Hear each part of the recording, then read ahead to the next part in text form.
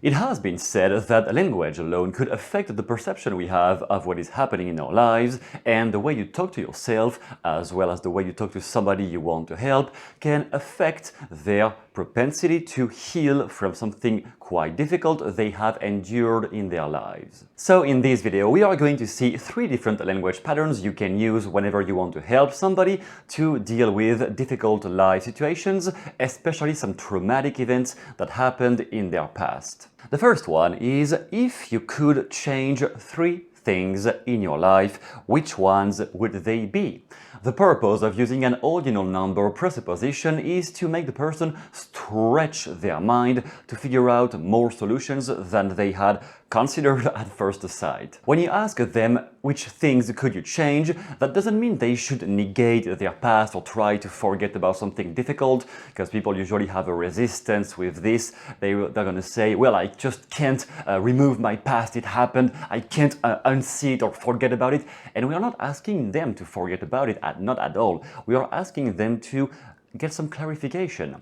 The more clear it gets in their mind, the easier it will be to act upon it. And just after you ask them which ones would they be, those 3 things, if you could change them, which ones would they be, then you ask them, okay, and specifically, which one do you think is the most important one out of all of them? That will bring up in consciousness the main thing they actually need to take care of right now, which might not even be the thing they thought about initially. When you ask people, what would you like to change in your life, they're gonna rehearse like a parrot some things that personal development world says you should want. Oh, I would get a better career, I would have the wife of my dreams, whatever. Yeah, deeper than that, quite often people are after internal feelings of gratification, of love, of belonging to a community, of feeling proud of themselves. And when you make their mind stretched enough to pull out more information from deep down in the unconscious mind, that unveils those deeper things they are actually after, including sometimes the things they were not aware of at all. Then, language pattern number 2, how would you describe somebody who has been able to heal from this? This, the one thing you want to change, or even something really painful in their lives. How would you describe somebody, by which adjectives would you describe somebody who has been able, language is really important here, has been able. Not somebody who could, somebody who has been able. It is the past, that person has already dealt with all of that shit. How would you describe that person? By which adjectives or adverbs would you describe how that person behaves? What is their personality? How are they? The point of using adjectives instead of asking too directly to somebody who's traumatized, how can you heal if you could heal right now? That might be too upfront for somebody who's heavily traumatized. They might require some more time to process the fact that actually, yes, they can heal. And they might be trapped into the victim position of no, nobody can help me, I'm just hopeless, my whole life has been shit, blah, blah, blah, blah. If you want to help them, sometimes you need to climb the ladder step after step, not rush too fast into the solution. They might not be able to hear the solution yet. They will, but just not yet. So using adjectives in that manner will help to dissociate their mind, or distract, let's say distract their conscious mind from the problem.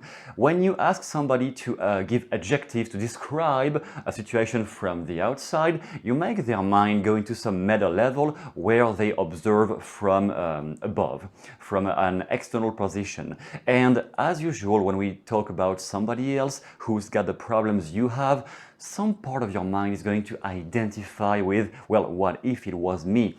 And therefore, when you ask to describe somebody else who might have trouble, if you are somebody who can't, I don't know, like you can't find the wife of your dreams, or you have trouble losing weight, okay, what do you think somebody who has been able to lose weight, how would you describe that person?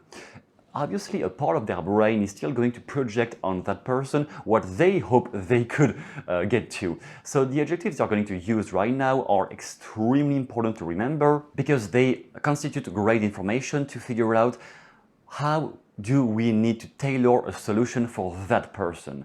If when you ask them, therefore, how would you describe somebody who has been able to heal from this, and they say, oh, well, that person would have such a strong resilience.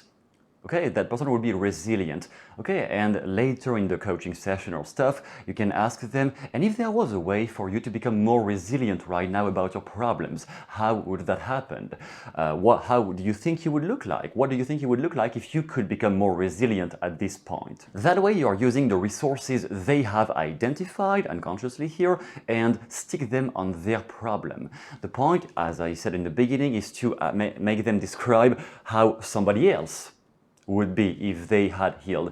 Not themselves, because, oh, of course, they're just a victim, they can't be helped. But what if somebody else, who somehow, by whatever means, has been able to heal, was here? Then how would you describe that person?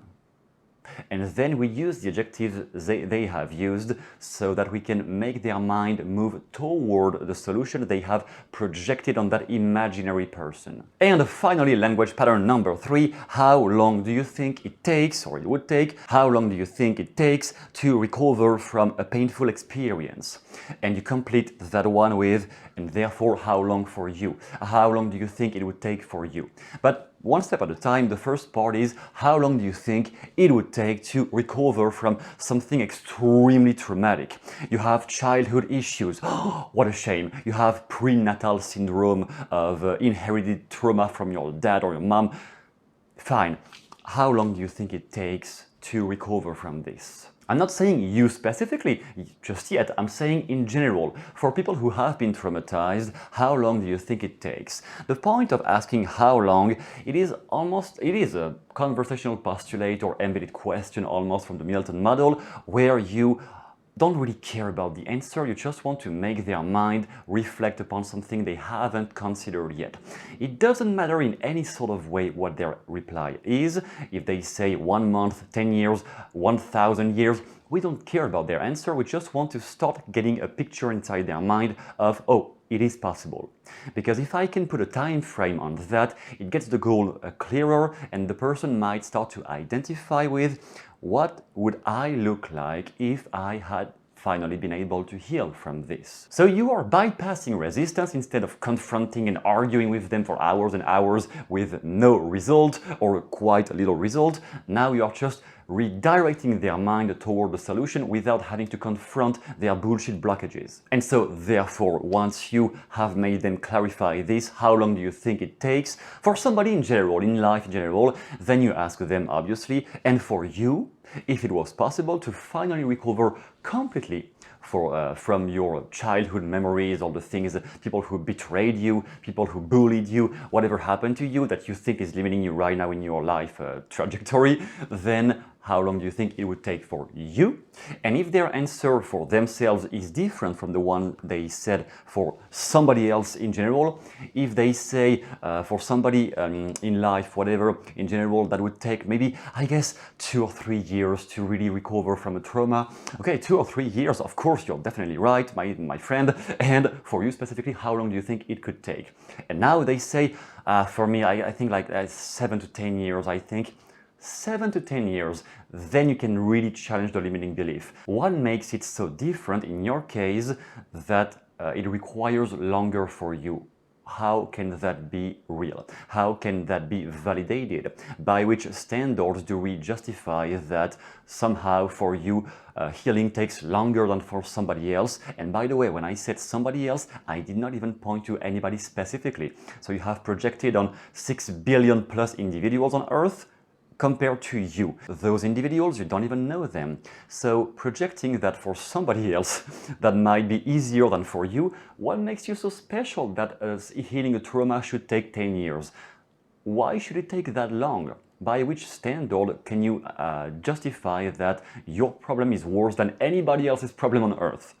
How can that happen? And there you're really going to target the main critical problematic limiting belief they are operating from, and challenging or applying some healing procedure like NLP and some NLP techniques or hypnosis or whatever you want to do, applying your therapy on that one limiting belief, the justification they have to explain that in their case it is way more complicated than for other people. If you apply the healing on that thing, they are going to heal extremely fast from there. And that is all for those language patterns. If you want to figure out more of how the mind works and how to heal somebody who is in need of your help, you will find down below a bonus chapter of my book, Magical Linguistics, and the chapter down below is not included in the book, so even if you have the book, you still don't have this chapter.